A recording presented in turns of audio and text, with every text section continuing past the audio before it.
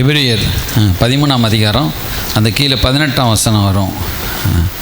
19, 20 கூட வாசிங்க. 20. நித்திய உடன்படிக்கையின் இரத்தத்தினாலே ஆடுகளுடைய பெரிய மெய்ப்பரான நம்முடைய கர்த்தராகிய இயேசுவை மரித்தோரிலிருந்து ஏறி பண்ணின சமாதானத்தின் தேவன். அதில் இன்றைக்கி நம்ம பார்க்க போகிறது நம்ம ஆடுகளுக்கும் மெய்ப்பருக்கும் உள்ள வித்தியாசம். அல்லேலூயா. பிதாவினுடைய மனநிலைமை, ஒரு ஆண்டவருடைய மனநிலைமை எப்படி இருக்குது, ஒரு கடவுளுடைய ஒரு மனநிலைமை குறித்து நாம் தியானிக்க போகிறோம். அல்லேலூயா. இப்போ கடவுள் ஆண்டவர் பிதாவாகிய தெய்வம் நமக்கு எப்படி இருக்கிறாரு, ஸ்தோத்திரம். அவர் கடவுளுடைய மனநிலைமை நம்ம தியானிக்க போகிறோம்.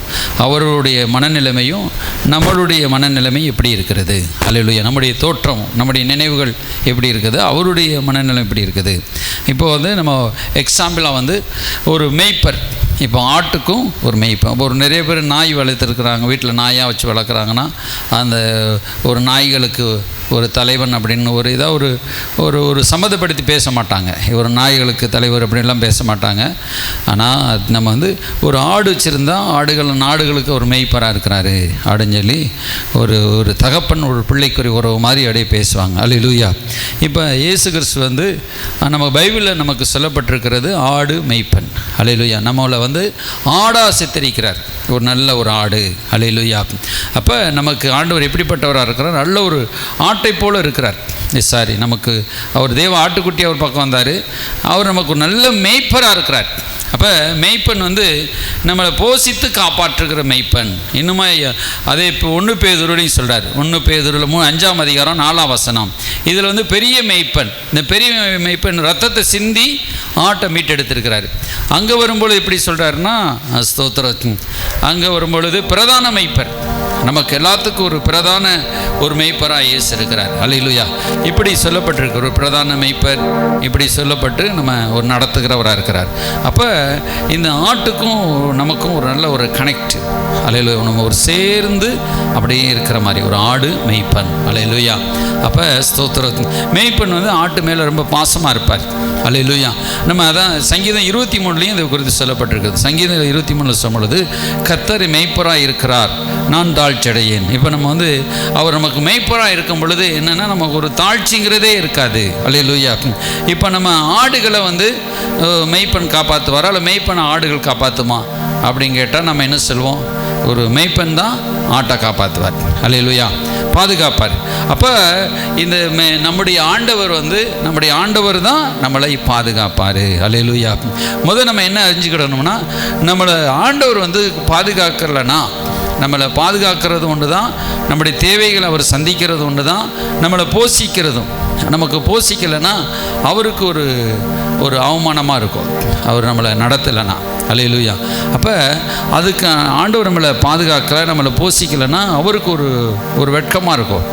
அதனால கிடையாது, ஆண்டவர் அதை ஒரு சேலஞ்சாக எடுக்கிறார். அல்லேலூயா.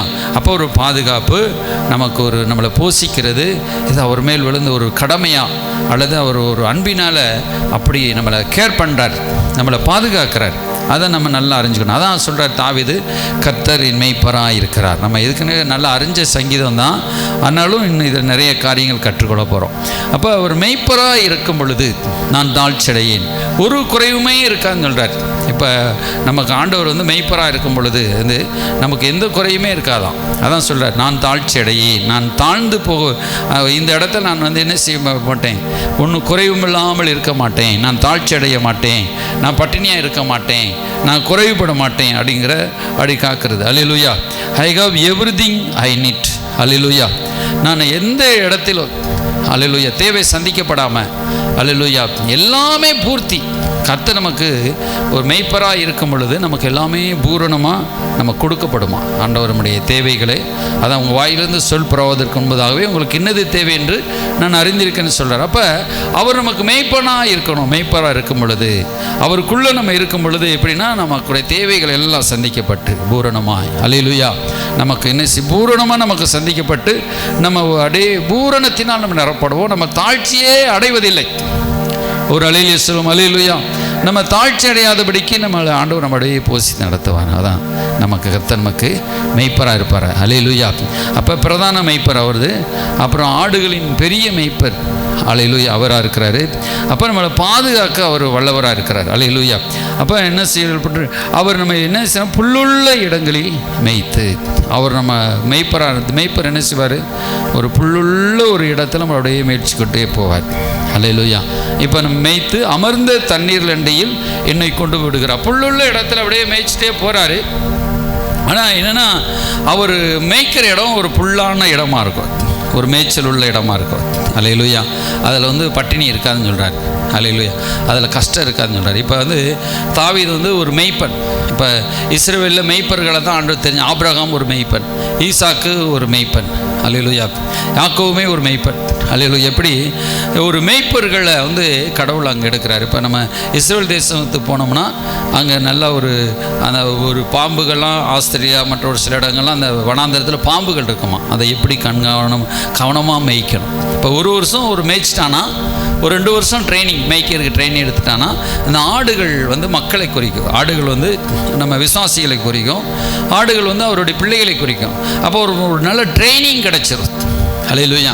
அப்போ இப்போ மோசே அரண்மனையில் சகல கலையிலும் வல்லவராக இருந்தார். ஆனால் அவர் ஒரே அடியில் கொலை செஞ்சிருவார். அப்படிப்பட்ட ஒரு பவர்ஃபுல் மேனாக இருந்தார். ஆனால் இங்கே அவர் ஆடுகளின் நிலைமையும் அறியலை. ஏன்னா அவர் கோவப்பட்டாராம், டக்குன்னு ஒருத்தனை போட்டு தள்ளிடுவார். அப்போ என்ன செய்ய ஆண்டவர் என்ன செஞ்சார், அவர் 40 வருஷம் ஆடு மேய்க்க அனுப்புகிறார். அல்லேலூயா. சகல கலையும் அவர் கற்று தெரிந்தாலும், ஆனால் அந்த ஆடுகளை மேய்க்க ஒரு மேய்ப்பனுடைய மனநிலைமை தான் அந்த ஆடுகளை மேய்க்கிறதுக்கு அது பொருத்தமானதாக இருக்கும் சொல்கிறார். அல்லேலூயா. அப்போ இந்த மேய்ப்பன் நமக்கு பெரிய பெரிய யுக்தி தெரிஞ்சிருந்தாலுமே அந்த பிள்ளைக்குரிய சுபாவங்கள், அந்த குழந்தை, அந்த பிள்ளைகள், அப்புறம் அந்த ஆடுகளுடைய மனநிலைமை. ஏன்னா ஆடு ஒரு அப்ராணி, ஒரு ஜீவன். அல்லேலூயா. நல்லது கெட்டது அதுக்கு தெரிஞ்சாலும் அவ்வளோவா இதாக இருக்காது, விவரமாக இருக்காது. இப்போ நாய், ஓநாய் பயங்கர விவரமாக இருக்க சொல்லுவாங்க. நரி, இவைகள்லாம் தந்திரத்தில் கூடினது. அப்போ பாம்புமே பயங்கர தந்திரம் உள்ளது. ஆனால் அந்த ஆடு ஒன்றுமே அறியாது. அது அப்படியே போய்கிட்டே இருக்குது. ஆடு போகிற போக்கில் போகும், அப்படியே ஒரு மேய்ப்பன் கீழ்ப்படியும், அப்படி நம்பும். அதனால தான் ஆடுகளை தேவன் ஒரு பாத்திரமாக சொல்கிறார். அல்லேலூயா. அவருமே ஆட்டுக்குட்டியாக வந்தார். ஸ்தோத்திரம். அப்போ இந்த இப்படி தான் ஆடு நம்மளை கனெக்ட் பண்ணுறார். இப்படி உதாரணமாக காமிக்கிறார். அப்போ அவர் மேய்ப்பனாக இருக்கிறார். அவர் மேய்ப்பனாக இருந்து நம்மளை அப்படியே நடத்துகிறார். அல்லேலூயா. அப்போ ஆடுகளை குறித்து அவர் தான் கவலைப்படுவார். அல்லேலூயா. நம்ம நம்மளுடைய தேவைகளை குறித்தோ நம்முடைய சூழ்நிலைகளை குறித்தோ நம்ம கவலைப்படக்கூடாதுங்கிறது தான் அவருடைய திட்டம். அவர் தான் மெய்ப்பர் தான் கவலைப்படணும். நாளைக்கு ஆட்டுக்கு என்ன சாப்பாடு கொடுக்கணும், ஆடை குறித்து கவலைப்படுறது எல்லாம். அதனால் நம்ம கவலை இல்லாமல் இருக்கணும். அதான் தாவீது எழுதுகிறார். ஏன்னா தாவீது ராஜா ஆகிறதுக்கு எப்படி முன்னாடி இருந்தார், ஆடு மேய்ச்சிட்டு இருந்தார். அவருமே ஆடு மேய்ச்சிட்டு தான் இருந்தார். அதான் ஆடுகளின் பின்னே அலைந்து தெரிந்த என் தாசனாகிய இதை தாவீதை அப்படின்னு சொல்கிறார்ல. அப்போ ஆடுகளின் பின்னே அலைஞ்சிக்கிட்டு இருந்த தாவீதை தான் எடுத்து எப்படி ஆக்குறாரு, அரசனாக மாற்றி அங்கே மேய்க்கும்படியாக ஆண்டவர் அனுப்புகிறார். அல்லேலூயா. அப்போ இந்த தாவீதுக்கு நல்ல ஒரு மனநிலைமை தெரிஞ்சு, நமக்கு ஒரு ஆட்டினுடைய மனநிலைமை, ஒரு மேய்ப்பருக்குரிய மனநிலைமை, இதெல்லாம் தெரிஞ்சு அப்படியே நடத்தினர். உங்களுக்கு புரியுதா உங்களுக்கு? அப்போ அந்த மனநிலைமை புரிஞ்சு கொள்ளுறவர்களுக்கு, அதாவது தாவீது தான் ஆண்டவர் என்ன நினச்ச எங்கே எடுத்து வச்சார், ராஜாவாக்கினார். இப்போ கழுதையை மேய்ச்சிட்டு இருந்த, கழுதையை தேடி போன சவுல் அவன் ஒரு பக்கம் கழுதையாக போயிட்டான், பாதியிலே கழுதையாக போயிட்டான். ஆனால் அந்த ஆடு மேய்ச்சிட்டு இருந்த தாவீது தான் அவன் தவறுகள் இருந்தாலுமே அவன் மனம் திரும்பி அந்த ஆடுகளை போல தன்னை ஒப்பு கொடுத்தான். அல்லேலூயா. இப்போ சவுல் கழுதையை தான் தேடி போனான். அப்போ நம்ம வாழ்க்கையிலும் கூட நம்ம ஆட்டுக்குரிய ஒரு இருதயத்தை நம்ம பெறணும். அல்லேலூயா. நமக்கு என்ன இருதயம் வேணும்? ஆடு. ஒரு ஆடுனா எப்படி இருக்கும், ஆட்டுக்குரிய எப்படி இருதயம். ஒரு ஆடை நம்ம என்ன செய்யணும், அந்த ஆட்டுக்குரிய இருதயம் நமக்கு வேணும். ஒரு ஆண்டு ஒரு கீழ்ப்படுகிற எண்ணம், ஆட்டை நம்ம சிந்தை, நம்முடைய இருதயம் அப்படிலாம் நம்ம ஆட்டுக்குரிய ஒரு இருதயம் வேணும். அல்லேலூயா. அப்போ அந்த ஆட்டுக்குரிய இருதயம் நமக்கு இருக்கும் பொழுது, நம்ம ஆடை போல் நம்ம மாறும் பொழுது தான் ஆண்டவர் நம்மளை அப்படியே பாதுகாப்பார். அல்லேலூயா. அப்போ ஸ்தோத்திரம் என்ன செய்கிறார்னா, அடுத்து கர்த்தர் மேய்ப்பராக இருக்கிறார், இதை நம்ம அப்படியே ரிசீவ் பண்ணணும், ஏற்றுக்கொள்ளணும். அல்லேலூயா. அப்புறம் வந்து என்ன செய்கிறாரு, நம்ம பசும்புல் மேய்ச்சல் அண்டையிலே நம்ம நடத்துகிறார். அல்லேலூயா. தாழ்ச்சி அடையேன். அப்போ அவர் வந்து இந்த தாழ்ச்சிக்கு என்னென்னா நம்ம குறைவே இருக்காது, நம்ம அப்படியே அதை விசுவாசிக்கணும். ஆண்டவர் மேய்ப்பராக இருந்தால் என்ன இருக்காது, குறைவே இருக்காதுன்னு விசுவாசிக்கிறது. அடுத்து என்ன சொல்கிறாருன்னா, அப்போ இந்த பசும்புல்லுக்கு மேய்ச்சலாக இருக்குது. அப்போ இந்த நம்ம பசும்புல் மேய்ச்சல் அண்டையிலே அவர் நடத்துவார். அல்லேலூயா. He leads me rest in the meadow grass and leads me beside the cute streams போட்டிருக்குது. Hallelujah. Rest in the meadow. அப்போ ரெஸ்ட்டில் தான் ஆண்டவர் நடத்துவாராம். இன்னொரு ஆங்கில வேதாகமத்தில் எபிரி பைபிளில் எழுதப்பட்டிருக்கிறது, ரெஸ்ட்டில் ஆண்டவர் நம்மளை அப்படியே கொண்டு போவார். அல்லேலூயா. ஆண்டவர் அதான் இயேசு கிறிஸ்துக்கு அழைக்கும் என்ன சொன்னார், என்னிடத்தில் வாருங்கள் நான் உங்களுக்கு இளைப்பாறுதல் தருவேன். இந்த நம்ம வந்து ரொம்ப பதட்டமாக இருப்போம், பதட்டத்திலே ஓடுவோம். இப்போ நம்ம சென்னையெல்லாம் எடுத்துக்கிட்ட, சென்னை மற்ற பெரிய பெரிய சிட்டின்னு எடுத்து நின்றுக்கிட்டே சாப்பிடுவாங்க, சாப்பிட்டு நின்றுக்கிட்டே வேலைக்கு போடுவாங்க. இப்போ அப்போ ஒரு 20 வருஷத்துக்கு முன்னாடியே அப்போ நின்றுக்கிட்டு அப்போ வேகமாக சாப்பிட்டு ஃபோன் பேசிகிட்டே, இப்போ இல்லைன்னா ஃபோன்லேயே செய்தி கேட்டுகிட்டே போவோம். நம்ம வந்து இப்போ அவசரமாக ஓடுற உலகத்தில் இருக்கிறோம், ரெஸ்ட்டே இல்லாமல். அப்போ நமக்கு இந்த ரெஸ்ட்டில் தான் ஒரு சுகம் இருக்குதுன்னு சொல்கிறார். இப்போ உடம்புல சரியில்லைன்னா அவங்க என்ன செய்கிறாங்க, ரெஸ்ட்டில் இருக்கிறாங்க. அப்படி ரெஸ்ட்டில் இருக்கும் பொழுது சுகமாயிடுறாங்க. இப்போ ஆண்டவர் நம்மளை எப்படி நடத்துகிறாருன்னா, நம்மளை என்ன செய்கிறாருன்னா ரெஸ்ட்டில் நடத்துகிறார். அல்லேலூயா. இப்போ நம்ம வந்து பதறி எந்த காரியத்தை நம்ம செய்வோம், பதட்டத்திலே செய்வோம். இப்போ நம்ம அவசரமாக ஒரு காரியத்தை உடனே செய்யுங்க அவசரமாக செய்யுங்கன்னு சொன்னோம்னா, அது என்னென்னா பிசாசினுடைய வழிநடத்தலாம் இருக்கும். சில காரியங்கள் நம்ம கற்றுக்கொள்ளணும். பிசாசு என்ன செய்வான், அவசரத்தில் வந்து நிற்பான். ஒரு நாளைக்கே முடிக்கணும், நாளைக்கே இந்த இடத்த முடிங்க, நாளைக்கே இந்த காரியத்தை செய்யுங்க அப்படின்னு சொல்லி நம்ம ரொம்ப அவசரம் பண்ணும்பொழுது அது பிசாசாக இருக்கிற நம்ம புரிஞ்சுக்கிறோம். இப்போ ஆண்டவர் நம்மளை நடத்தும் பொழுது ரெஸ்ட்டில் நடத்துவார். அல்லேலூயா. நம்மளை என்ன செய்வார், பொறுமையாக நடத்துவார், நிதானமாக நடத்துவார், அன்பாக நடத்துவார். அல்லேலூயா. பிசாசு வந்து நம்மளை வந்து அப்படியே ரெஸ்ட்லாம் வச்சு தள்ளிட்டு போவார். இப்போ குதிரை மற்ற மிருகங்கள் நாயெல்லாம் என்ன செய்யும், வேகமாக ஓடும். இந்த ஆடு என்ன செய்யும், வேகமாக ஓடுனா வேகமாக பார்த்துக்கிறேன். அந்த ரோடை கடக்கும் போது தான் வேகமாக துரத்துவாங்க ஆடை. அப்போ மற்றபடி அப்படி மெதுவாக நடத்திக்கிட்டே போவாங்க. ஆடு கொஞ்சமாக திங்கும், அப்புறம் கொஞ்சமாக போகும், அப்புறம் 4 ஸ்டெப் எடுத்து வைக்கும், அப்புறம் சாப்பிடும், அப்புறம் 4 ஸ்டெப் எடுத்து வைக்கும், அப்படியே தான் போகும். ஆடு என்றைக்குமே வேகமாக ஓடி போய், இப்போ சிங்கம் புலியெல்லாம் வேகமாக ஓடி போய் இறைய கவ்வும். அதுக்கு வந்து கடவுள் வந்து அப்படி கொடுத்துருக்கிறாரு. அதுக்கு ஆயுசு நாட்கள் வந்து குறைவு. இப்போ சிங்கம் புலி இதில் வேகமாக ஓடி போய் ஒரு இறையை பிடிக்கும், அதுக்கும் அது ஆயுசு நாட்கள் குறைவு. ஆனால் அந்த என்னென்ன அந்த ஒட்டகச்சிவிங்கி, அப்புறம் அந்த ஆமையெல்லாம் பார்த்தா 120 ஆண்டுகள் 200 ஆண்டுகள்லாம் வாழுது. அது வந்து ஸ்லோவாக போகும். ஆமை அப்படியே ஸ்லோ மச்சில் போவோம், பொறுமையாக, இன்னும் பொறுமையாக இருங்கன்னு சொல்லி அப்படியே மெதுவாக போவோம்.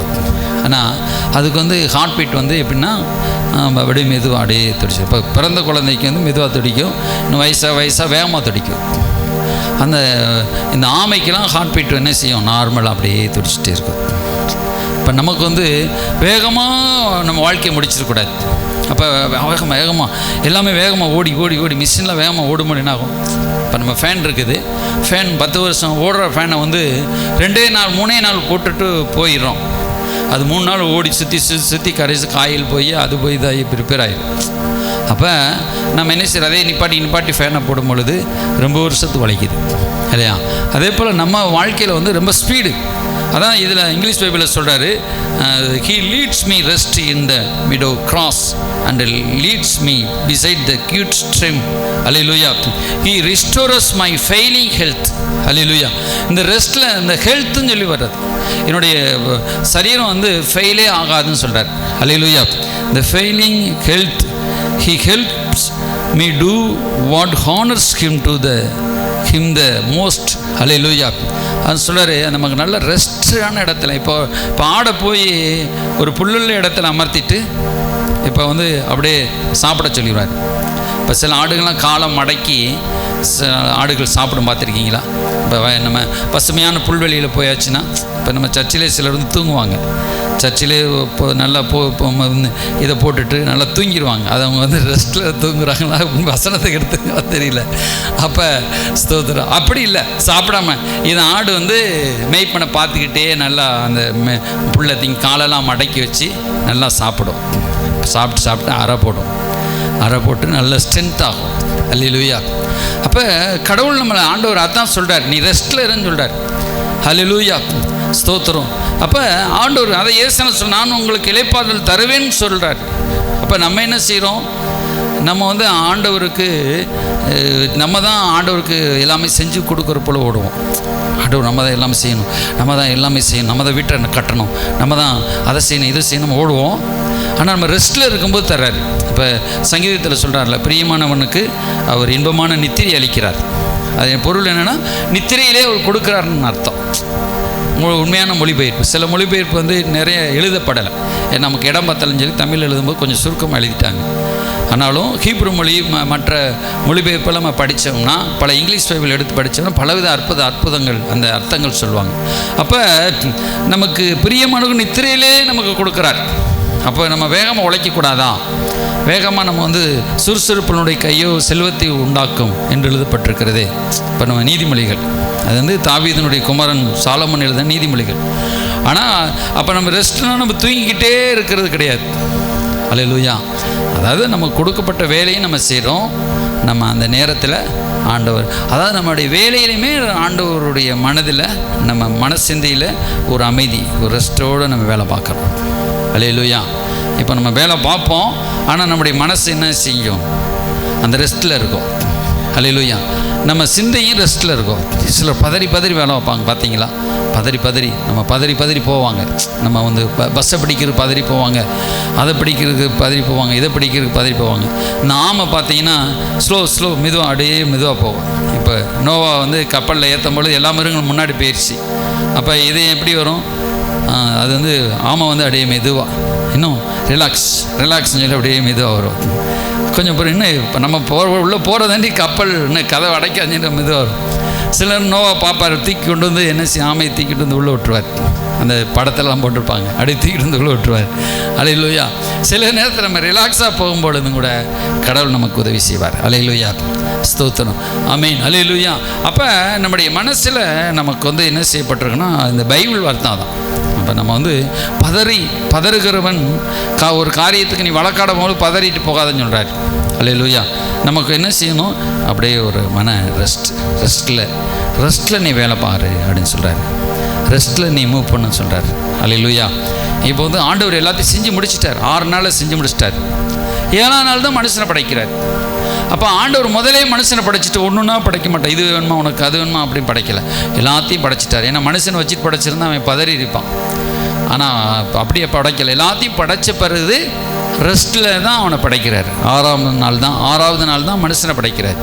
அதுக்கப்புறம் ஓய்வு நாள் ஆயிடுது. அப்போ மனுஷனை வந்து எப்படி படைக்கிறாரு? மனுஷனுக்காக ஓய்வு நாள் உண்டாக்கப்பட்டதுன்னு இயேசுநாதர் சொல்கிறார். ஓய்வு நாளுக்காக மனுஷன் உண்டாக்கப்படலை அப்படின்னு கொண்டு வர்றாரு. இப்போ மனுஷனுக்காகவே ஓய்வை தேவன் உண்டு பண்ணுறார். அப்போ நம்ம வந்து இப்போ கர்த்தர் நமக்கு மெய்ப்பராக இருந்தார்னா நம்ம என்ன சொல்லணும்? இப்போ சாத்தான் நமக்கு வந்து மெய்ப்பனாக இருந்தானா நம்ம பதறுவோம், வேலை செய், அங்கே போடு, இங்கே போடு, இப்படி செய், அப்படி செய், அது முடியப்போது, அது முடிஞ்சிடும், அது உனக்கெல்லாம் போயிடும் அப்படி நம்மளை பதற விடுவான். சாத்தான் என்ன செய்வான்? நம்முடைய சிந்தையில் அடையே பலத்தட்டத்தை கொடுப்பான்.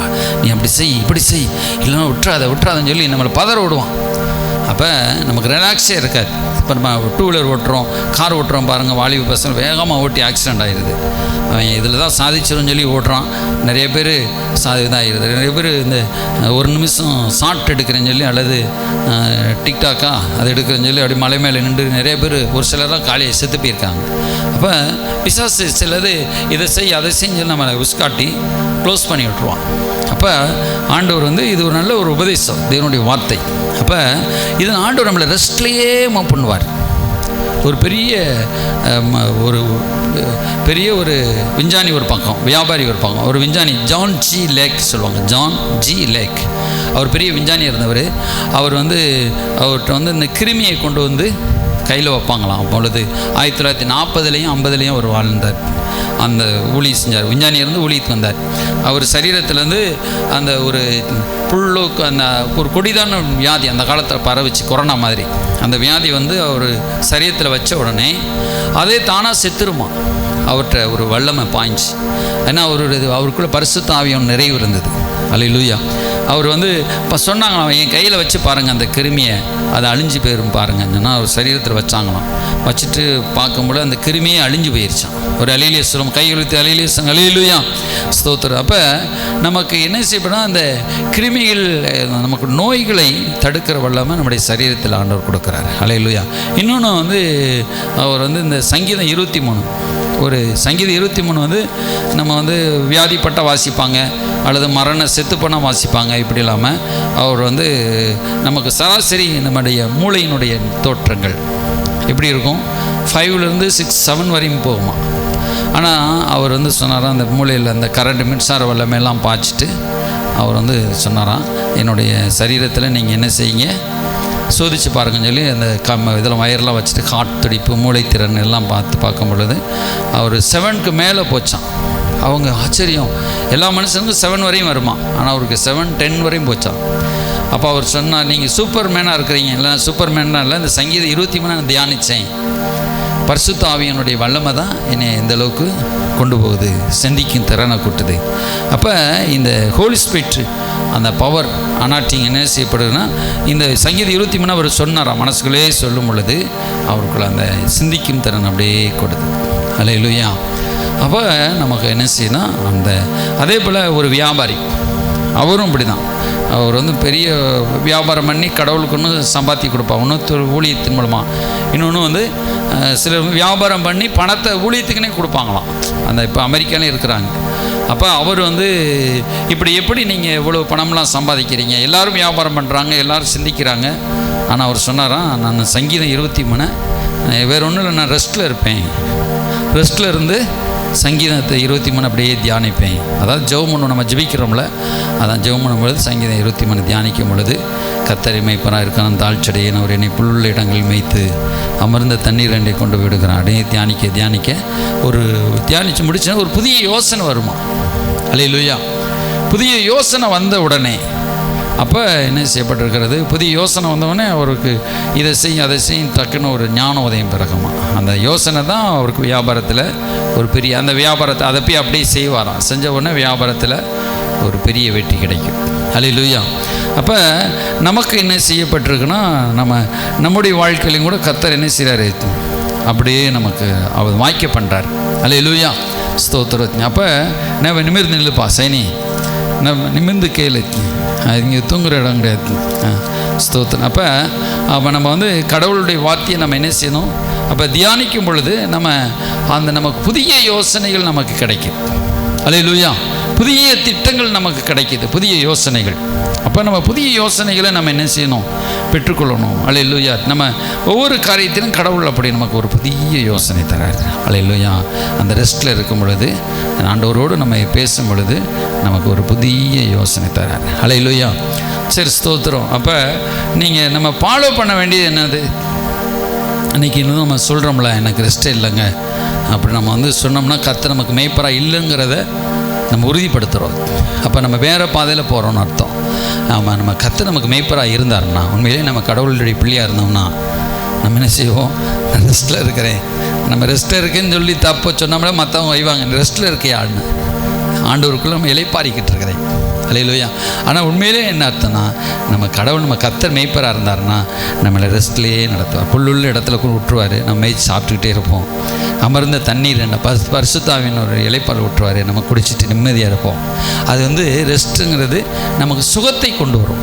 அதான் அந்த இங்கிலீஷ் பைபிள் என்ன, சுகம், ஃபெயிலிங் ஹெல்த் அப்படி சொல்கிறார். அல்லேலூயா. என்னுடைய ஆரோக்கியம் குறைவுபடவே மாட்டார். நமக்கு ஆரோக்கியம் எப்படி ஆகும், கூடிக்கிட்டே இருக்கும். நமக்கு சரீர உறுப்புகள் அந்த கேன்சர் அதெல்லாம் சுகமாகிடும். அதான் அந்த ஜான்சியில் கையில் அந்த வியாதி கிருமி வச்சோடனே செத்து போச்சு. அப்போ நம்மளுடைய சரீரத்தில் இந்த கேன்சர் எல்லாம் உருவாகுமா, அது தன்னால் அழிஞ்சு போயிடும். இப்போ நமக்கு எத்தனை தடவை கேன்சர் உள்ளே வர்றதுக்கு வாய்ப்பு கிடைச்சு, ஆண்டவர் அதெல்லாம் கதவை அடைச்சிட்டார். போ என் பிள்ளைக்கு உள்ளே நீ வர முடியாது, எத்தனை கதவை அடைச்சிட்டார், அது நமக்கு தெரியாது.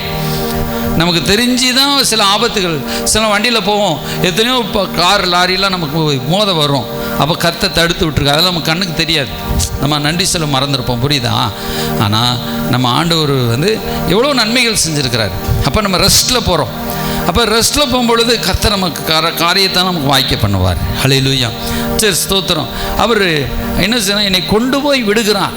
அப்போ நம்முடைய வாழ்க்கையினுடைய தருணங்கள் எப்படின்னா இதிலே நம்ம மூவ் பண்ணணும் அப்படின்னு சொல்கிறார். அப்போ அதே போல் பாலியாங்கிச்சோ அவர் சொன்னாராம், இவ்வளோ 7 லட்சம் 17 லட்சம் ஜனங்கள் நான் எப்படி மேய்க்க, எனக்கு தலையை வெடிச்சதும் போல் அப்படிலாம் சொல்லி ஜெபம் பண்ணுவாராம். ஆண்டவர் சொன்னாராம், நான் பார்த்துக்கொள்வேன், நீ ரெஸ்ட்டில் இரு. ஹல்லேலூயா. எல்லா பாரத்தையும் மேலே வச்சுது, நீ ரெஸ்ட்டில் இரு, நான் எல்லாத்தையும் பார்த்துக்குவேன். ஹல்லேலூயா. இப்போ நம்ம ரொம்ப ஸ்பீடாக நம்ம கவலைப்பட்டுகிட்டே இருந்தோம்னா நமக்கு எல்லாமே டோட்டலாக சீக்கிரம் இதாகிடும், ஃபெயிலியர் ஆகிடும். நம்ம சரீர உறுப்புகள்லாம் நமக்கு என்ன ஆகிரும், பலவீனம் ஆகிடும். அப்போ ஆண்டவர் என்ன சொல்கிறார், நம்ம என் மேய்ப்பர், அவர் பார்த்துக்கொள்வார். அப்போ அவர் நம்ம சார்ந்து இருக்கிறோம், நம்முடைய நம்பிக்கை அவர் மேலே வைக்கிறோம், நம்முடைய விசுவாசம் அவர் மேலே இருக்கிறது. அவர் எனக்கு வெற்றியை தருவார், நாளை சூழ்நிலையை அவர் பார்த்துக்கொள்வார். அல்லேலூயா. அதான் நாளைக்காக கவலைப்படாதுங்க. எல்லாம் ஆண்டவர் சொல்கிறார், காக்கை குஞ்சுகளை பாருங்கள், அப்புறம் பறக்கும் பறவையை பாருங்கள், பூவை பாருங்கள், இவைகளாம் நான் பிழைப்புட்டுக்கிறேன், உங்களை பிழைப்புட்ட மாட்டேனா, நாளைக்காக கவலைப்படாதீர்கள், அடுத்த உணவுக்காக கவலைப்படாதீங்க. இப்படிலாம் ஆண்டவர் நம்ம கொண்டு வர்றார்.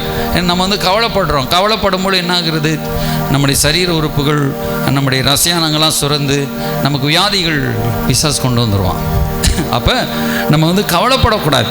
அதை கர்த்தர் நம்ம மெய்ப்பராக இருக்கும் பொழுது நம்ம எல்லா இதுவுமே நமக்கு மைண்டில் தான் சுரக்குது. அல்லேலூயா. இந்த மைண்டில் சுரந்து அது போகிறக்கு இடமெல்லாம் வயிற்றுக்குள்ளே போயிடுது அந்த ரசாயனம்லாம். அந்த கவலைப்படுறதுனால கண்டுபிடிச்சிருக்கிறாங்க. இப்போ அறிவியல் நிறைய வளர்ந்து போச்சு. நம்ம கவலைப்படுறதுனால என்ன நடக்குது, நம்ம கவலைப்படுறதுனால ரசாயனம் உள்ள சுரக்குது, ஒரு சுரப்பி சுரக்குது. அது சுரந்து நம்முடைய சரீரத்தின் உறுப்புகளை போய் பாதிக்குது. முந்தி அதெல்லாம் கண்டுபிடிக்கலை. அப்போ அதில் கேன்சர் உருவாகுது. அப்புறம் நம்ம அது போய் தேங்குறதுக்கு ஏதாவது ஒரு இடம் வேணுமில்ல, அது என்ன செய்யுது, அது ஒரு வயிற்று தான் நமக்கு வந்து பெட்டி, நிரப்புகிற பெட்டி, அதுக்குள்ளே போயிடுது. அது நிரப்புற போது வயிற்றில் பல விதமான கேன்சர், பல சூழ்நிலைகள், ஹார்ட்டில் ஏதோ ஒரு இடம் தேங்கும் பொழுது இது உண்டாகுது. அதான் ஆண்டவர் சொன்னார், நீ கவலைப்படாத, நான் பார்த்துக்கொள்வேன் அப்படின்னு சொல்கிறார். அல்லேலூயா. அப்போ இது நம்ம வந்து முந்தி தெரியாமல் இருந்துச்சு. அல்லேலூயா. இப்போ நம்ம சந்தோஷமாக இருக்கும் பொழுது, இப்போ கவலை ஒடுக்குன்னு சொல்லப்பட்டிருக்கு, அதே நேரத்தில் சந்தோஷமாக இருக்கும்போது நமக்கு ஆரோக்கியம் உண்டாகுது. இப்போ ஒருத்தன் வந்து கேன்சர் அவனுக்கு வந்து சொல்லிட்டான், 3 மாதம் தான் டைம் சொல்லிட்டாங்களாம். அவன் போய் லாட்ஜில் ரூம் எடுத்து 3 மாதம் சிரிப்பு கேசட்டாக வாங்கி போட்டு குலுங்கி சிரிச்சிட்டே இருந்தானா.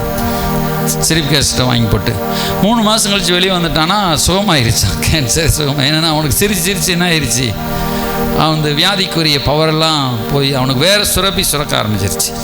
அல்லேலூயா. அப்போ அதான் பைபிள் எழுதுன, மனமகிழ்ச்சி நல்ல ஔஷதம், சிறந்த ஒரு மருந்து, சிறந்த ஒரு மெடிசன். அல்லேலூயா.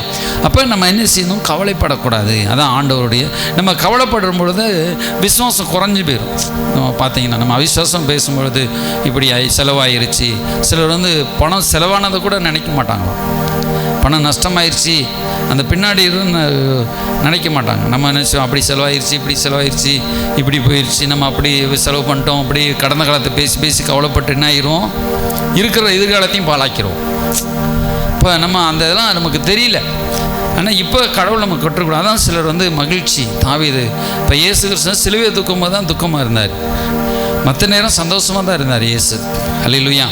அந்த ஆடுகளை பார்க்கும்போது மனதுருகி ஜெபம் பண்ணார். ஒரு பக்கம் ஒரு சில நேரங்கள் அந்த ஜெப நேரம், அந்த ஒரு கல்வாரி ஜெபம், அதில் தான் ஜெபத்திலையும் கூட அவர் வந்து அப்பமாக்கும்படி விசுவாசத்தோடு ஜெபம் பண்ணார். பிதாவே ஜெபத்தை கேட்டவர்கள் சொன்னார். அல்லேலூயா. அப்போ அந்த கல்வாரி காட்சிக்கு போன பிறகு தான் எல்லா துக்கமும் அவர் மேலே வந்துச்சு. இயேசு கிறிஸ்து நார்மலாக சந்தோஷமாக அப்படியே எல்லா பணிகளும் செஞ்சுக்கிட்டே இருந்தார். அவர் போய் துக்கமாக நான் இந்த சிலுவையை நம்ம சாக வந்திருக்கேன் மன துக்கத்தோடு போகலை. அதான் சீடர்களுக்கே தெரியல. சீடர் என்ன ஆண்டவர் இவ்வளோ துக்கமாக இருக்கேன், என்ன காரணம்னு என்னைக்கே கேட்டிருக்காங்களா? அவர் வந்து சொன்னார், என்னை சிலுவையில் அரைஞ்சி போகிறாங்க, நான் சிலுவையில் அறையப்படுவேன், 3ஆம் நாள் உயிரோடு எழுந்திருப்பேன். அதை கூட அவங்க கேர் பண்ணல.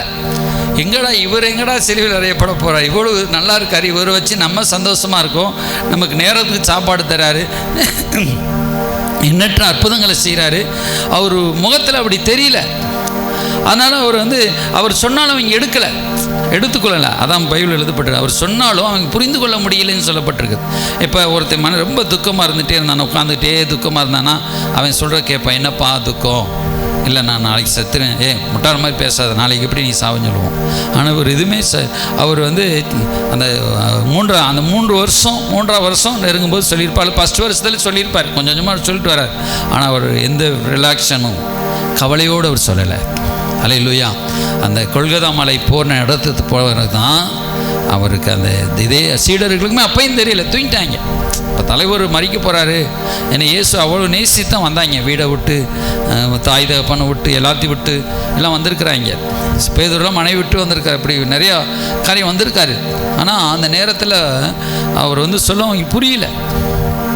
அல்லேலூயா. கடைசியில் அந்த மரணத்துக்கு எதுவும் துக்கம் கொண்டிருக்கிறேன்னு அவர் சொன்னார். அப்போ இந்த கவலை நம்மளை ஒடுக்கும்.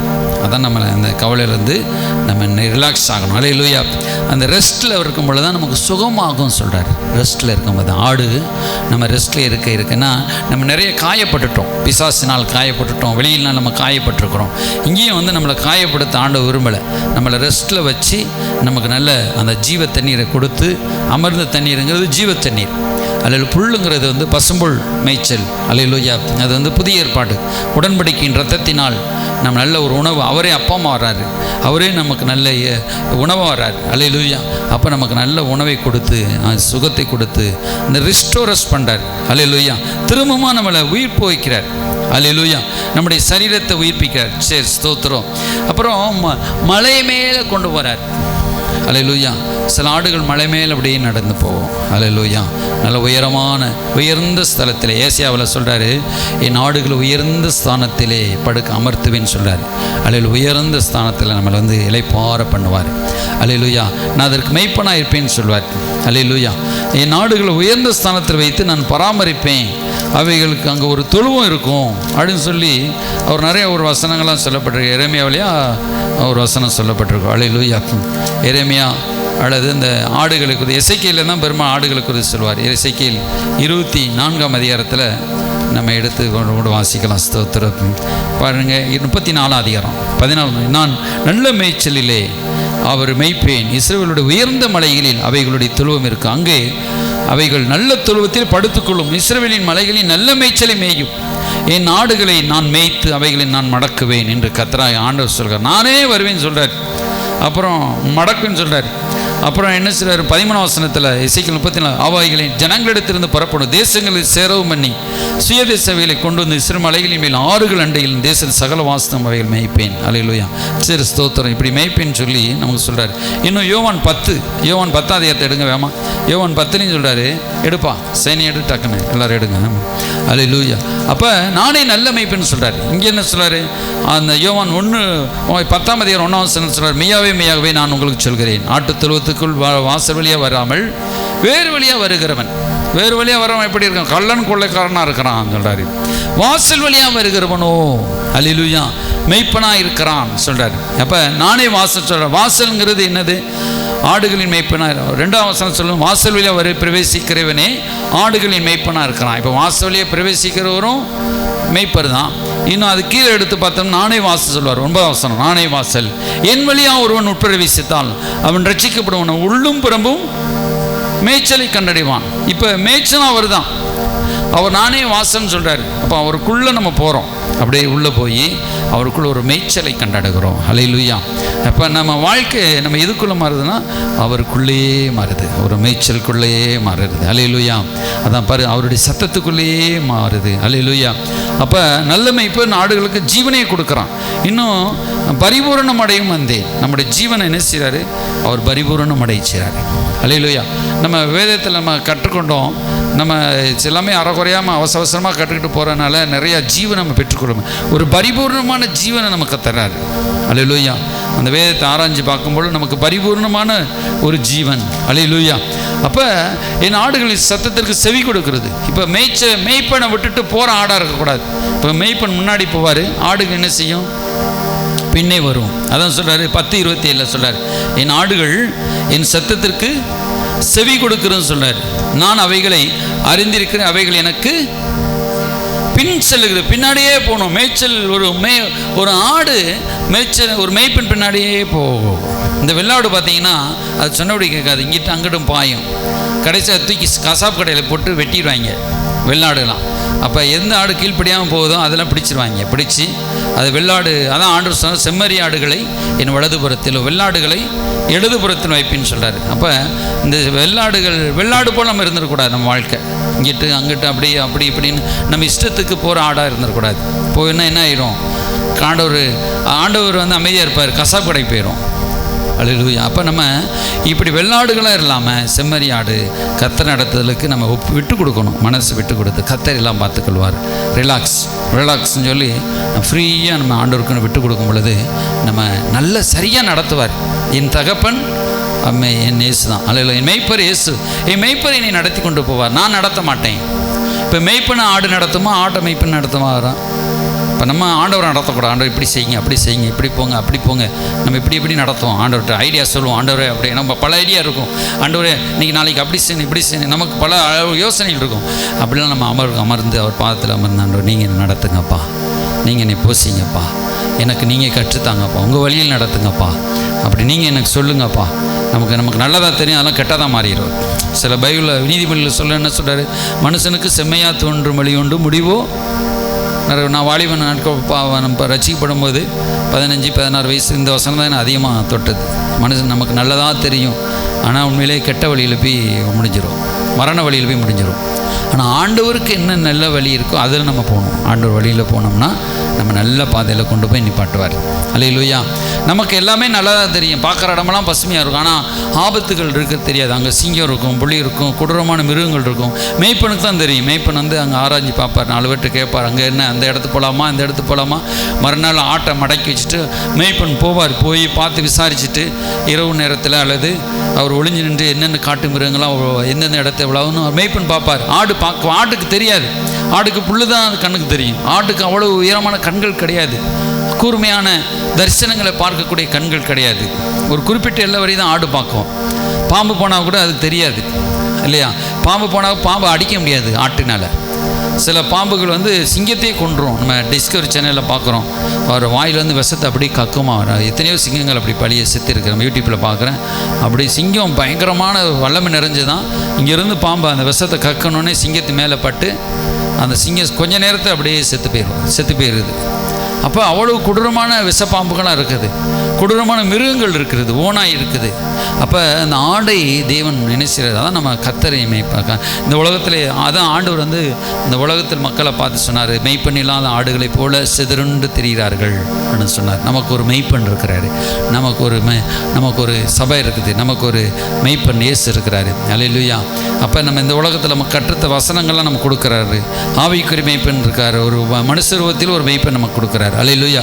அப்போ இந்த உள்ளும் புறமும் மேய்ச்சல் தான் நமக்கு தராரு. ஒரு மெய்ப்பன் ஒரு மேய்ச்சல் அந்த காஞ்சி போன புள்ள நமக்கு கொடுக்கல ஆண்டவர். அல்லேலூயா. நமக்கு காஞ்சி போன வைக்கோலை கொடுக்கல. வைக்கோலுங்கிறது பழைய நியாயப்பிரமாணம், பழைய உபதேசங்கள். பழைய உபதேசத்தில் இயேசு கொடுக்கல, நமக்கு நியூ கவனண்டை கொடுக்குறார், புதிய இருதயத்தை கொடுக்குறார். அல்லேலூயா. இன்னும் சரி, இந்த அடுத்த வசனத்தை எடுத்து வாசிப்போம். அடுத்து என்ன சொல்கிறாருன்னா, சங்கீதம் 23 சொல்லும்போது சொல்கிறாரு, நான் மரண இருளின் பள்ளத்தாக்கில் நடந்தாலும் நான் பயப்படேன், தேவரீர் என்னோடு கூட இருக்கிறீர் அப்படின்னு சொல்கிறாரு. இப்போ சங்கீதம் 23 எடுத்துக்கிட்டு வாசிப்போம். இப்போ மரண பள்ளத்தாக்கு யார் கொண்டு போகிறா? ஆண்டவர் கொண்டு போகிறார். நீங்கள் நினைக்கிறீங்களா? ஸ்தோத்திரம்.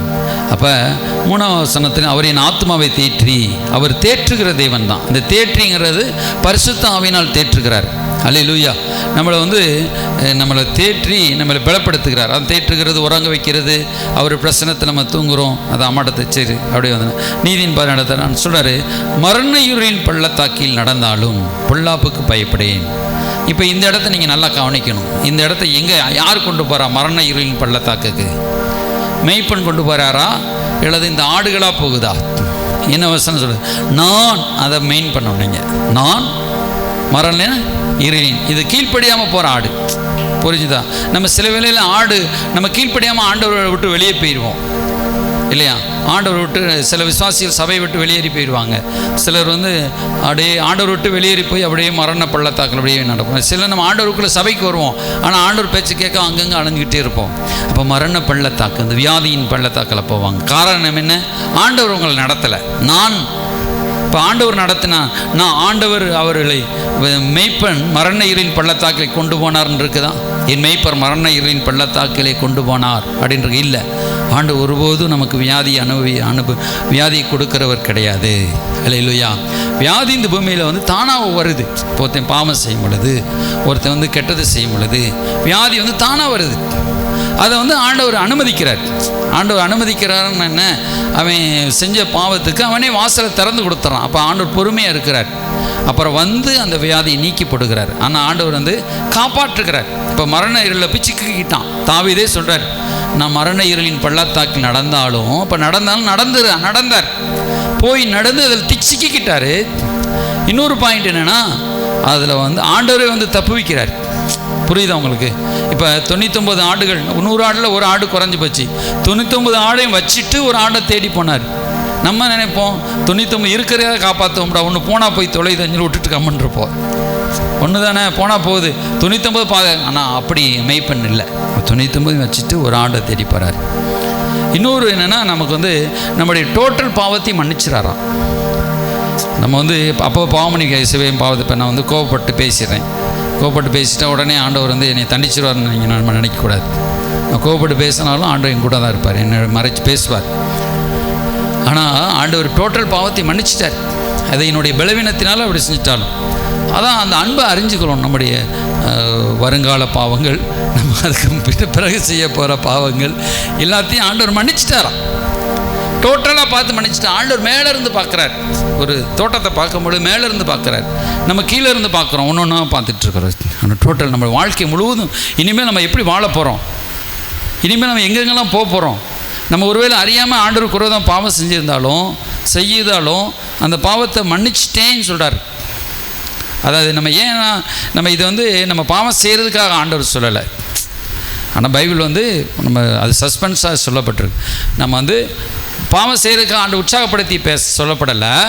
என்னென்னா, ஆண்டவர் வந்து இப்போ வந்து ஒரு கணவர் வந்து வெளியூர் வேலைக்கு போகிறார்.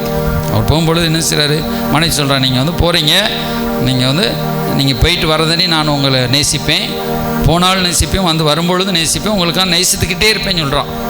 அதே போல் ஆண்டவர் சொல்கிறாரு, நீ தூரமாக போனாலும் நான் உன்னை நேசிப்பேன், தூரம் போயிட்டு வந்தாலும் நேசிப்பேன்.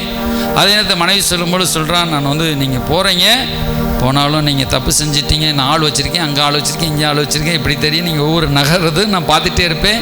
ஏதாவது தப்பு செஞ்சீங்கன்னா உங்களை நான் தொலைச்சி கட்டிடுவேன் அப்படின்னு சொல்லும்போது அவனுக்கு என்ன ஆகும், அவனுக்கு செஞ்சு பாரு அப்படின்னு சொல்லுவான் இல்லையா? வீம்பு சிலர் வந்து பயப்படுவாங்க, சார் நீ செஞ்சு ஆள் வச்சுருக்கேன்னு சொல்கிறீல்ல, செஞ்சு பார்த்து நீ பார்ப்போம் அப்படின்னு சொல்லி வீம்பு பண்ணுவான். ஆனால் ஆண்டவர் நம்மளை வந்து எப்படி நேசிக்கிறார்னா, நம்மளை வந்து நேசத்தால் அவர் கொண்டு வர்றார். நம்ம பொல்லாப்பிழப்பே அகப்பட்டுக்கிட்டான் பாவம் செஞ்சு, ஆனாலும் ஆண்டவர் அவனை தேடி போகிறார். அதான் ஆண்டவருடைய அன்பு. அல்லேலூயா. ஆண்டவருடைய அன்பு போய் தேடி கண்டுபிடிச்சி திரும்ப கொண்டு வந்து சேர்க்குறார். அதான் சொல்கிறாரு, நான் தெரியாமல் போய் பொல்லாப்பழம் மாட்டிக்கிட்டாலும் இந்த பொல்லாப்பை எங்கே எடுக்கிறாரு? இதை தாவீது எப்படி தரிசனத்தை பார்க்குறார்? புதிய ஏற்பாட்டில் இயேசு சிலுவையில் தொங்குறாரு பார்த்தீங்க, நம்முடைய பொல்லாப்பெல்லாம் எடுத்து அதை பார்க்குறாரு. அது வந்து புதிய ஏற்பாடை பார்க்குறாரு.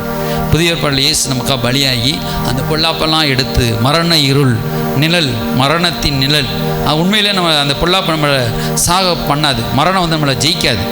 புரியுது உங்களுக்கு? மரணம் நம்மளை விழுங்க முடியாது. அந்த மரணத்தை அப்படி எடுத்துக்கொள்கிறாரு. அதான் மரண இருளின் பள்ளத்தாக்கில் நடந்தாலும் நம்ம நடப்போம், தெரியாமல் போய் மாட்டிக்கிடுவோம், அதுலேயும் நம்ம சாக மாட்டோங்கன்னு சொல்கிறார். ஏன்னா ஆண்டவர் என்னோடு கூட இருக்கா, அந்த இடத்த வருவார், தேற்றுவார். அவர் கோலும் தடியும், அந்த கோல் இப்படி வளைவாக இருக்கும்ல, ஆடு பிச்சிக்கு கிடச்சுன்னா அந்த கோலை போட்டு அப்படியே தூக்கி இழுத்துருவாங்க. தடி நம்மளை வந்து பாதுகாக்கிற ஆயுதம். அந்த கோல் வந்து பரிசுத்த ஆவியான ஒரு அடையாளமாக இருக்கும். அல்லேலூயா. அப்போ கோலும் தடியும் வச்சு தூக்கி எடுத்து அதான் சொல்கிறார். அல்லேலூயா. இப்போ சத்துருக்களுக்கு இப்போ 4-5 வசனத்தை எடுத்துவோம். என் சத்துருக்கு முன்பதாக நீர் எனக்கு பந்தியை ஆயத்தப்படுத்தி, ஒரு பந்தியை நமக்கு ஆயத்தப்படுத்துகிறாரு. நமக்கு பந்தினா இப்போ இஸ்ரவேல் மேய்ப்பர்கள் நம்ம போனோம்னா அங்கே ஒரு மேடு இருக்குமா, இப்போ ஆடெல்லாம் கொண்டு வந்து அந்த மேட்டில் வந்து ஒரு டேபிள் போட்டு அந்த பழங்கள் காய் இது அந்த ஆடுக்கு பிடிச்ச புல்லெல்லாம் வச்சுருப்பாங்க. பிடிச்ச புல்லாம் மலைப்பூண்டுகள் புல் எல்லாம் வச்சுருப்பாங்க. அப்போ வச்சு அது வந்து சாப்பிடும்படி கொடுப்பாங்க. அப்போது அந்த எண்ணெயை தடவுவாங்களாம். அப்போ ஏன் எண்ணெய் தடவுறாங்கன்னா அந்த ஒரு ஈக்கள், அந்த ஈக்கள் வந்து ஆட்டினுடைய மூக்கில் போயிடும், காதில் போயிடும், புண்ணில் போய் மொய்க்கும். இப்படிலாம் செஞ்சால் அது ஆட்டுக்கு ரொம்ப எரிச்சலை கொடுக்குமா. அந்த ஈக்கள் வந்து இந்த ஆடை மொச்சு தள்ளுமா. அப்படியே அந்த ஈக்கள் வந்து பிசாசுக்கு அடையாளமாக இருக்குது, அசுத்தாவிக்கு. இப்போ நம்ம இரவு நேரத்தை தூங்கும்போது பார்த்திங்கன்னா பல கெட்ட எண்ணங்கள் நம்முடைய கோவப்படுத்திடும், நம்மளை அப்படியே எரிச்சல் அடைய பண்ணும். அந்த அசுத்தாவிகள் நம்மளை வந்து சூழ்ந்துடும். சிலருக்கு அசுத்தாவி பிடிச்சி பார்த்தீங்களா எந்நேரமாக டென்ஷனாகவே இருப்பாங்க, அப்படியே டென்ஷன் குறையவே குறையாது. அதே நேரத்தில் ஆண்டவரால் நிரப்பப்பட்டவங்களை பார்த்தீங்கன்னா பரிசுத்த ஆவியில் நடத்தப்பட்ட பார்த்தீங்கன்னா அவங்க அமைதியாக இருப்பாங்க, சாந்தமாக இருப்பாங்க. அவங்களுக்குள்ள தேவ அன்பு எப்பவுமே இருக்கும். பிரச்சனை வந்தாலுமே அப்படியே அவங்க இருதயம் வந்து ரொம்ப அளபடிப்படாது. நம்ம ஆண்டவரால் நடத்தப்படலைன்னா, பரிசுத்த ஆவியில் நடத்தப்படலாம், நம்ம வந்து கத்துவோம், நம்மளே அறியாமல் கத்துவோம், டென்ஷன். எப்பயோ இதோட நியாயத்துக்கு ஏசுநாள் கோவப்பட்டார். அதே இப்போ 24 மணி நம்ம டென்ஷனாக இருக்க என்ன இந்த நரம்பு வீங்கி சீக்கிரம் வந்து சுரப்பி வந்து கோவப்பட சுரந்து நம்மளுடைய உறுப்புகள்லாம் பலவீனம் அடைஞ்சிடும். இப்போ இளம் வயசில் தெரியாது, அவர் முதிர் வயது அண்ணனை காட்ட ஆரம்பிச்சிடும். அப்போ நம்ம டென்ஷனாக அப்போ என்னன்னா அப்போயே அந்த அன்பு தேவ அந்த ரெஸ்ட்டில் இல்லாதவங்க ரொம்ப கோவப்படுவாங்க. இப்போ வேலை நம்ம செஞ்சுட்டே இருக்கிறோம், 24 மணி நேரம் செஞ்சுட்டு நமக்கு என்ன ஆயிடும், டென்ஷன் ஆயிடும். இப்போ பெண்கள் வந்து நிறைய காலையிலேருந்து சாயங்காலம் வரை அந்த கிச்சன்லேயே ஒர்க் பண்ணி டென்ஷன் ஆகி அப்படியே திடீர்னு அவங்க டென்ஷனில் பேச ஆரம்பிச்சிடுவாங்க. ஏன்னா அதுக்குள்ளேயே வேலை பார்க்கறனால. அப்போ இந்த ஆம்பளைகளுக்கு நிறைய வேலைகள் இருந்தாலுமே கொஞ்சம் ரெஸ்ட் எடுத்துக்கிடுவாங்க.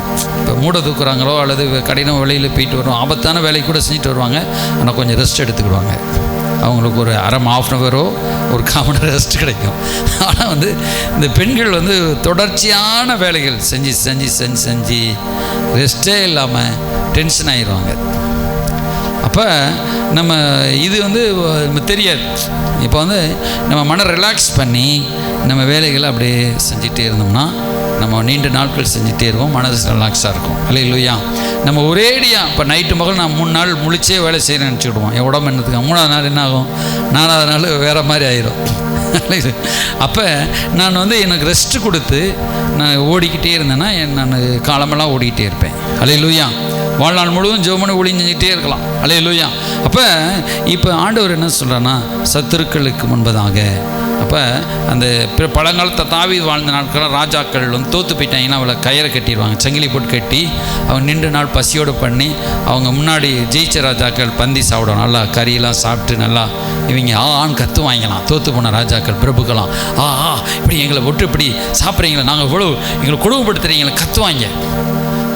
அதே தான் அவர் வந்து எழுதுகிறார், என் சத்துருக்கள்லையா நீர் கட்டி போட்டு விட்டீர். அவங்கெல்லாம் பேய் பிசாசுகள்லாம் ஆண்டவர் கட்டி போட்டார். அப்போ அந்த பேய் பிசாசுகள் ஆன்னு கத்துது நம்மளை பார்த்து. அதான் நமக்கு ஒரு பந்தியை மேலே ஆயத்தப்படுத்துகிறார். அந்த பந்தியை ஆயத்தப்படுத்தி நமக்கு எண்ணெய் தடவுறார். எண்ணெய் தடவி நம்ம வந்து ஒளிவ எண்ணெயை வச்சு தடவுறார் ஆடுகளுக்கு. நம்ம தான் ஆடுகள். அப்போ அந்த புண்ணெல்லாம் எண்ணெய் தடவி புண் காயங்கள்லாம் ஆறுது. அப்போ எண்ணெயை கண்டால் அந்த பிசாசுகளுக்கு பிடிக்காது, அது அந்த ஈக்களுக்கு பிடிக்காது. எண்ணெய் தடவுனா ஒட்டு வராது. அப்போ அந்த எண்ணெயை தடவி நம்மளுக்கு ஒரு புதிய பொழிவை கொடுக்குறார். அல்லேலூயா.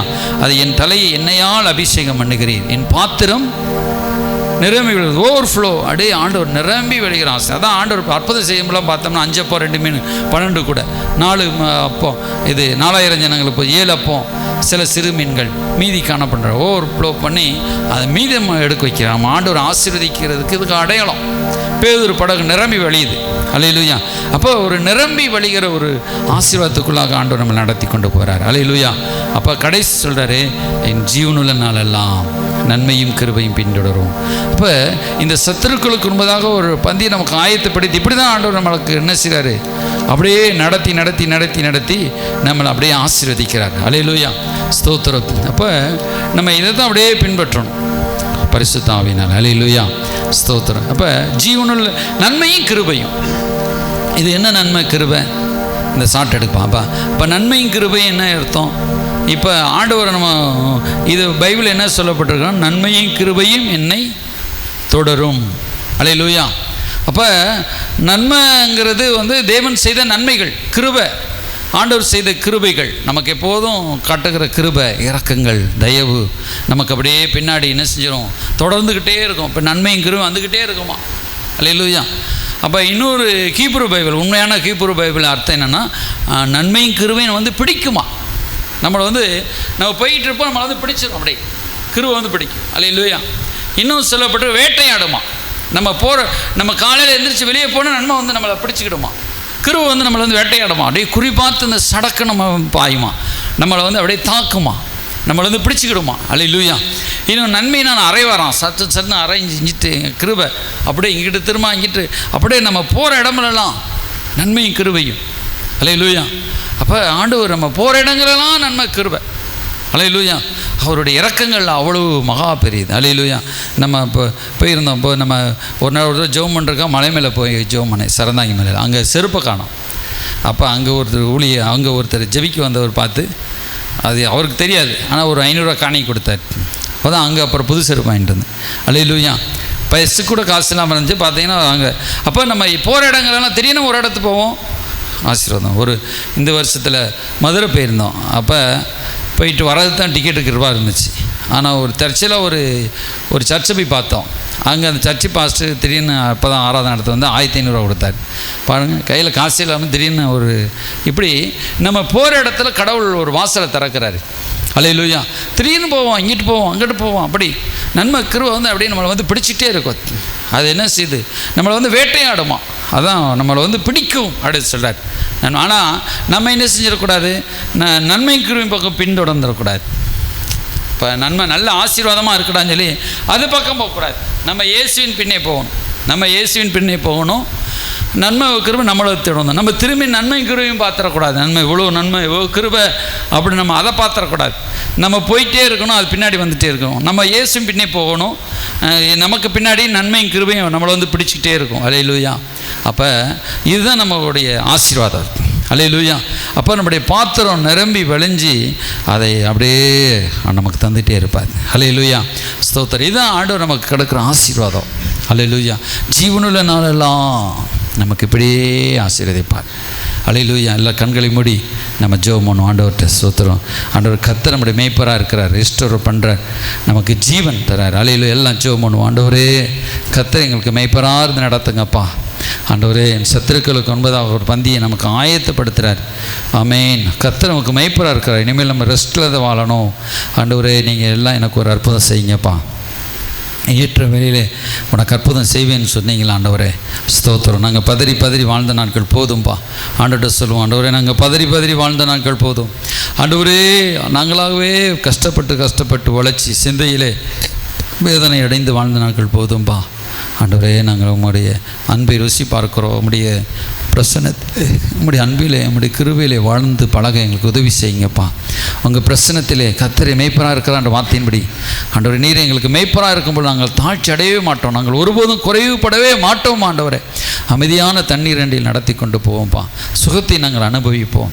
அல்லேலூயா. எங்கள் சரீரத்தில் நல்ல சுகம். பிசாசு எங்களை சுகவீனமாக்குறவன், ஆனால் நீரோ நல்ல சுகத்தை தருகிறீர். ஆமேன்.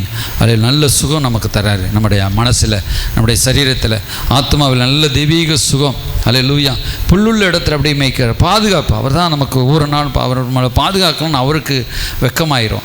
ஸ்தோத்திரம். நம்மளை அவர் நடத்தலைன்னா அவருக்கு வெக்கமாயிரும். அதனால் தேவன் நம்மளை அதுக்காகவே அல்லேலூயா ஆண்டவர் நம்மை மகிமையாக நடத்துவார். எல்லாம் ஜெபம் பண்ணுவோம். எல்லாம் கண்களை மூடி ஆண்டவரே நீர் எங்களை வெட்கப்படுகிற தெய்வம் அல்லப்பா. ஆண்டவர் நம்மளை ஆசீர்வாதமாக நடத்துவோம் வல்லவர். அல்லேலூயா. ஆண்டவரே நீங்கள் சொன்னீங்களே வார்த்தையின்படி கர்த்தரை நம்புகிறவனே செழிப்பான்னு சொன்னீங்களப்பா. ஆண்டவரே மை நோக்கி பார்க்கிறோம். உடைய குரலை கேட்குது. கர்த்தர் மேய்ப்பராக இருந்து நடத்துங்கப்பா. கர்த்தர் எங்களுடைய மேய்ப்பராக இருங்க ஆண்டவர். நாங்கள் தாழ்ச்சியடையே மாட்டோம் ஆண்டவரே. ஸ்தோத்திரம். நாங்கள் மேய்ப்பராக இருக்கக்கூடாதுப்பா. நீங்கள் தான் எங்கள் மேய்ப்பர். நாங்கள் உங்கள் பின்னே நாங்கள் போகும்பொழுது நல்ல மேய்ச்சல் அடைவோம்ப்பா. எங்கள் இஷ்டத்துக்கு நாங்கள் போகக்கூடாதப்பா. கர்த்தர் பின்னாடியே போய் நல்ல மேய்ச்சலை சென்று நான் என் வழியாக உட்பிரவேசிக்கிறோம் உள்ளும் பெறும் நல்ல மேய்ச்சலை அடைவான். நல்ல ஒவ்வொரு நாளும் எங்களுக்கு நல்ல மேய்ச்சல் வச்சுருக்கிறீர். எங்கள் குடும்பத்துக்கு வச்சுருக்கீங்க, எங்கள் பிள்ளைகளுக்கு வச்சுருக்கிறீர். எங்கள் பிள்ளைகளை நீங்கள் நடத்துங்க, எங்கள் சபையை நீங்கள் நடத்துகிறீங்க, எல்லாரையும் நீங்கள் நடத்துகிறீங்க, குடும்பங்களை நடத்துகிறீங்க. நன்றி செலுத்து. வந்த மது பிள்ளைகளை ஆசீர்வதிங்கப்பா. அன்றே இந்த யூடியூப்லேயே கேட்குற பிள்ளைகளையும் ஆசீர்வதிங்கப்பா. நம்முடைய வார்த்தைகள் அநேக ஆயிரங்களுக்கு ஆசீர்வாதமாய் செல்வதாக. நம்முடைய வார்த்தையை நிரப்பினதுக்காக நன்றி. துதிக்க நம்ம மேல் நமக்கே செலுத்துகிறோம். நல்ல அப்பாவின் மனநிலைமை நாங்கள் புரிஞ்சுக்கொண்டோம். நல்ல எங்கள் தகப்பனாகிய மேய்ப்பர் அன்று இயேசு கிறிஸ்துவனுடைய சிந்தையை, பிதாவுடைய தேவ சிந்தையை நாங்கள் அறிந்து கொண்டோம். நல்ல தகப்பனை நமக்கு நன்றி செலுத்துகிறோம். இயேசு கிறிஸ்து நாமத்தில் வேண்டிக் கொள்கிறோம். ஜீவனுள்ள நல்ல பிதாவே, ஆமென். ஆத்மாவே